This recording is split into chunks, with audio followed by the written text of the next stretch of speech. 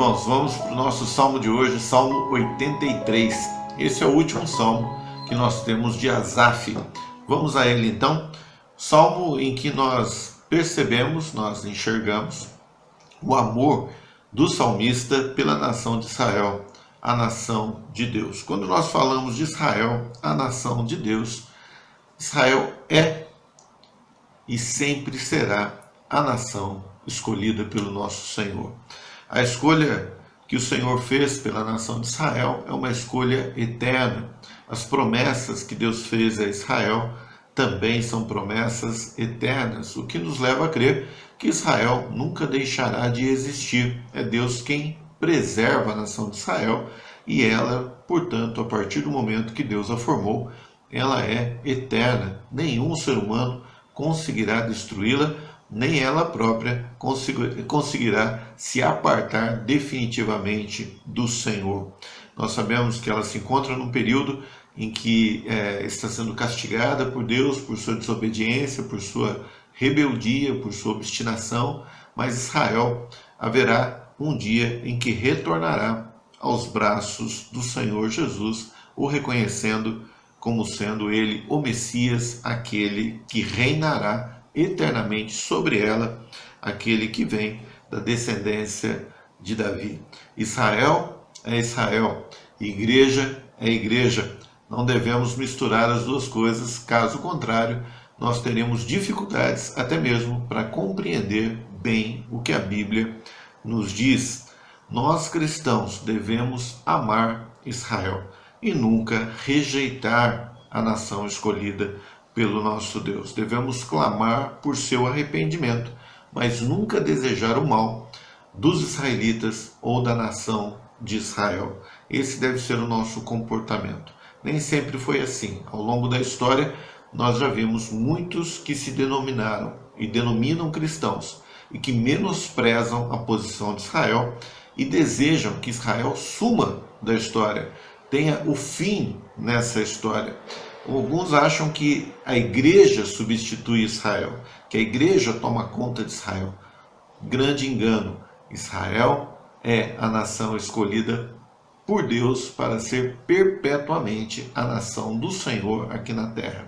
E a igreja também é um povo escolhido, mas não é uma nação, algo formado politicamente para que se estabeleça na terra. A igreja é diferente, a igreja também existe. E mais, ambos, Israel e a igreja, são unidas na pessoa do Senhor Jesus Cristo. Vamos então a esses salmos, como eu falei, o último salmo de Asaf que nós temos na Bíblia, um salmo de clamor para que Deus livre Israel das mãos dos seus inimigos.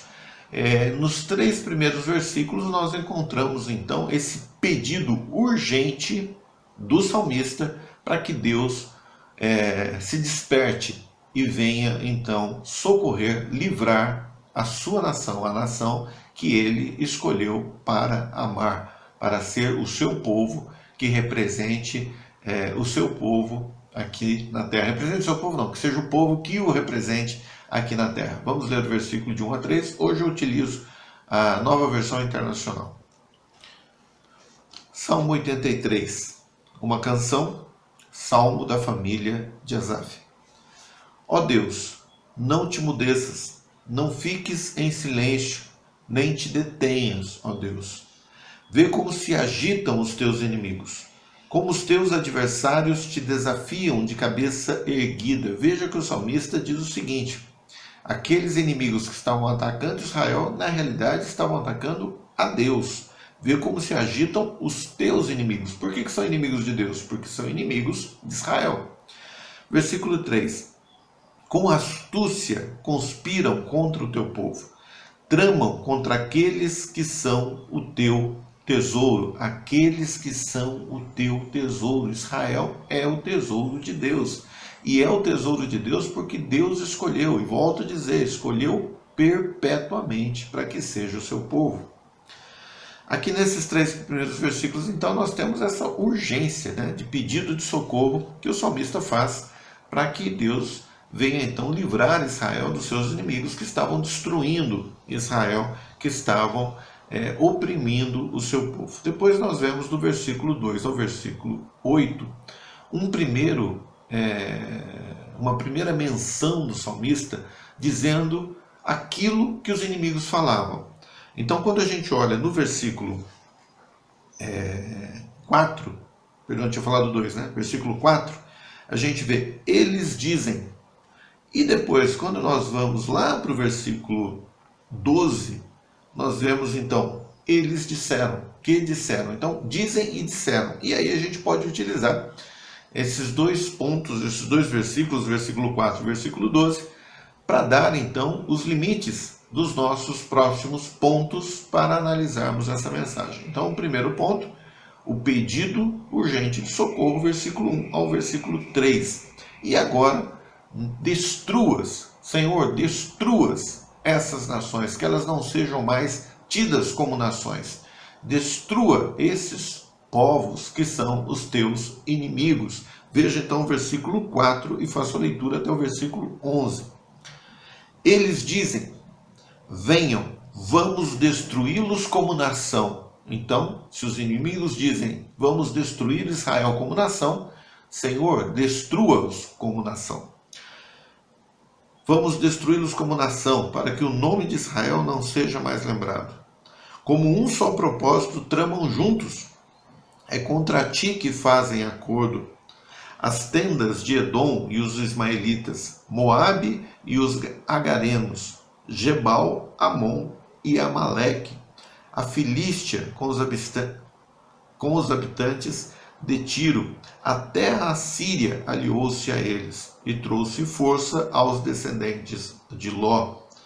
Trata-os como trataste Midian, como trataste Cícera e Jabim no rio Quizon, os quais morreram em Endor e se tornaram esterco para a terra. É forte as palavras, são fortes as palavras do salmista. 11.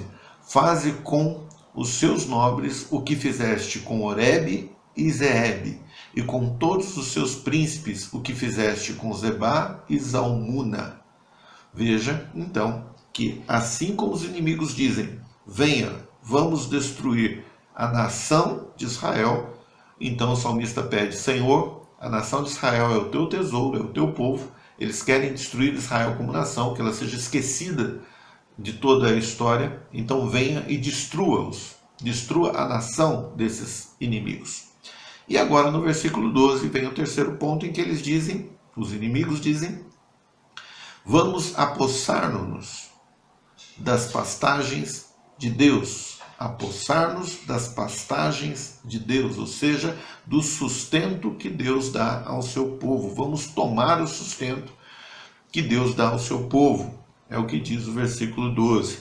E então o salmista clama para que o sustento então seja tirado daqueles que tentavam tirar o sustento de Israel.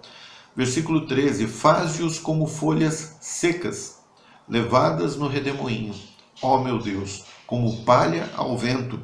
Assim como o fogo consome a floresta e as chamas incendeiam os montes, persegue-os com o teu vendaval e aterroriza-os com a tua tempestade. Cobre-lhes de vergonha o rosto, até que busquem o teu nome, Senhor.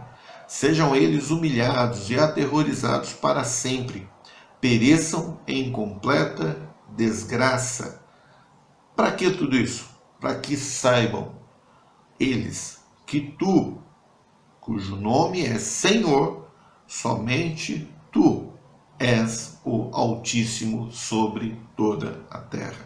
Somente Deus é o Altíssimo sobre toda a terra. E ele escolheu Israel para ser a sua nação perpetuamente. Nós precisamos compreender e ter essa certeza para que entendamos toda a palavra do Senhor que é trazida até nós. Caso contrário, haverá muita confusão. Israel é Israel, igreja é igreja. Israel é a nação do Senhor na terra. Deus a preserva.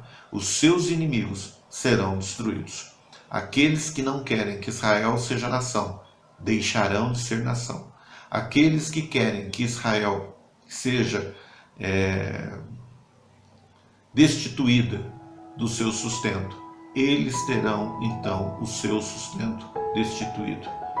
Amemos a nação de Israel, amemos a nação escolhida pelo nosso Deus, que clamemos pelo arrependimento de Israel, para que a nação do Senhor, escolhida pelo Senhor, retorne o mais rápido possível para os braços do Senhor Jesus, reconhecendo Ele como sendo o Senhor e o seu Rei.